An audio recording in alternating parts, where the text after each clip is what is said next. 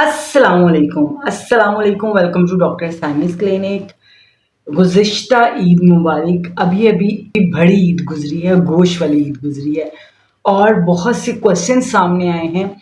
क्या हामला औरत हमल के दौरान बड़े गोश्त को, मटन को, बीफ को खा सकती है? अक्सर कहा जाता है कि अगर आपके हमल का शुरू है, फर्स्ट ट्राइमेस्टर है, तो बड़ा गोश्त नहीं खाना, बच्चा ज़ाया हो जाएगा। अगर लास्ट ट्राइमेस्टर है तो कहते हैं कि बड़ा गोश्त नहीं खाना, डिलीवरी जो है वो वक्त से पहले हो जाएगी। तो आज इन तमाम क्वेश्चंस का आंसर देते हैं। चलें जी, वीडियो को स्टार्ट करते हैं। मैं डॉक्टर समीना साइमी। हामला औरत गोश्त खा सकती है कि नहीं? जी, हामला औरत, क्वेश्चन ये है कि क्या हामला औरत कुर्बानी का गोश्त खा सकती है कि नहीं? गोश्त कुर्बानी का हो या दूसरा हो, हामला औरत बिल्कुल खा सकती है। बस उसके थोड़े से रूल्स एंड रेगुलेशंस हैं जो उसको फॉलो करने हैं।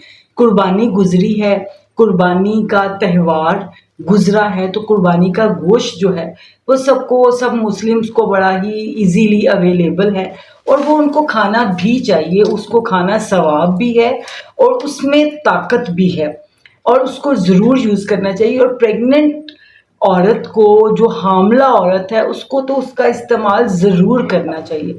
बस उसकी जो फर्स्ट प्रिकॉशन है वो ये है कि जब आप कुर्बानी का गोश्त खाएं, बेशक वो मटन हो या बीफ हो, तो उसको अंडर कुक नहीं होना चाहिए, वो अच्छा कुक हो। अंडर कुक जो गोश्त होता है उसकी वजह से आपको काफ़ी प्रॉब्लम्स फेस करनी पड़ सकती हैं। अंडर कुक जो गोश्त है वो बेशक बीफ है, मटन है, चिकन है, फिश है, कुर्बानी का है या विदाउट कुर्बानी का है, वो आपको नुकसान दे सकता है।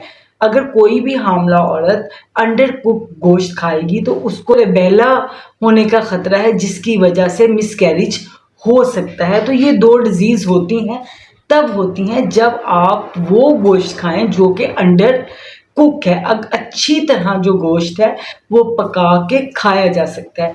अगर प्रेगनेंसी का फर्स्ट ट्राइमेस्टर है तो उसमें आपको पता है बीटा एसीजी की वजह से नोजिया और वॉमिटिंग बहुत ज़्यादा होती है। तो उसमें हम पेशेंट्स को ये कहते हैं कि आप खाएं ज़रूर, अच्छा पका हुआ गोश्त हो, थोड़ा थोड़ा करके खाएं। तो बना के रख लें जैसा आपको पसंद है, भुना हुआ पसंद है, स्टीम किया हुआ पसंद है, जैसा आपको पसंद है। थोड़ा सा खाएं, 2-3 घंटे का गैप दें, फिर थोड़ा सा खाएं, 2-3 घंटे का गैप दें, थोड़ा थोड़ा खाएं, बार बार खाएं। आपको बिल्कुल ममानत नहीं है। हाँ, और अगर फर्स्ट ट्राइमेस्टर है, नौजिया बहुत ज़्यादा है, तो आप उसके साथ पुदीना, धनिया, हरी मिर्च और अनारदाने की एक चटनी बना के रखिए जो आपकी डाइजेशन में आपको हेल्प करेगी। अगर वो भी नहीं है तो आप ऐसा कोई एंटी एसिड सिरप्स जो होते हैं जो आपकी डाइजेशन को अच्छा करते हैं, उनको भी आप उसको यूज़ करने के बाद यूज़ कर सकते हैं। बहुत से घरों में कहा जाता है कि अगर आपका लास्ट ट्राइमेस्टर है तो आपको बड़ा गोश्त नहीं खाना चाहिए। बड़ा गोश्त खाएंगे तो आपके लेबर जो है वो वक्त से पहले हो जाएगी।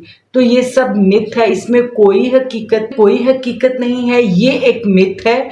आप अगर गोश्त खाएं और इसी रूल्स से खाएं कि फुल कुक हो, बहुत ज़्यादा तेज़ मसाला जात उसमें ना डाले गए हों और उसमें को बहुत ज़्यादा आपने ऑयल में ना बनाया गया हो, थोड़ी थोड़ी देर बाद खाएं, तो वो बहुत अच्छी वाली प्रोटीन है जो आपकी बॉडी, आपके लिए, बेबी के मसल्स के डेवलप करने के लिए मददगार साबित होती है। और आपका जब लेबर का टाइम आता है तो उसमें आप में ताकत रहती है, हिम्मत रहती है कि आप लेबर की जो पेन है उसको बर्दाश्त कर सकें। तो आपका गोश्त, कुर्बानी का गोश्त खाने से आप में ताकत आती है, आपका एनीमिया ठीक होता है, आपका खून ठीक होता है, आपकी कमज़ोरी दूर होती है और आपकी लेबर में यानी कि डिलीवरी में आसानी होती है। तो इसलिए आप कुर्बानी का गोश्त खा सकती हैं, बहुत ज़्यादा मसालों वाला ना हो। उसके बाद जो फर्स्ट ट्राइमेस्टर के बारे में कहा जाता है कि नहीं, बड़ा गोश्त नहीं खाना, ये खाने से तो बच्चा ज़ाया हो जाता है, हमल ज़ाया हो जाता है, पहले 3 माह तो बड़ा गोश्त खाना ही नहीं। ऐसा कुछ नहीं है, ये भी एक मिथ है। हकीकत यही है कि आप गोश्त खा सकते हैं, थोड़ा थोड़ा, बार बार, सादा बना हुआ, तेज़ मसाला जात, बहुत ज़्यादा घी में फ्राई नहीं हो और अंडर कुक नहीं हो, तो आप गोश्त को खा सकती हैं। फर्स्ट ट्राइमेस्टर में आपको वो बिल्कुल भी मिसकैरेज की तरफ लेकर नहीं जाएगा, आपको मिसकैरेजेस से बचाएगा। बस गोश्त आपका कुक होना चाहिए। तो ये वो इन्फॉर्मेशंस थी जो प्रेगनेंसी में आपके लिए बहुत ज़रूरी थी और जितनी हामला औरतें हैं उनके लिए बहुत ज़रूरी है। जिसके घर में कोई हामला है तो उसको ये वीडियो सेंड करें और उसे कहें कि कुर्बानी का जितना गोश्त रखा हुआ है निकाले और उसको अपनी मर्जी से बनाए और खाए और इंजॉय करें। मिलते हैं इंशाल्लाह नेक्स्ट वीडियो में नेक्स्ट टॉपिक के साथ। तब तक के लिए अल्लाह हाफिज़। पाकिस्तान जिंदाबाद।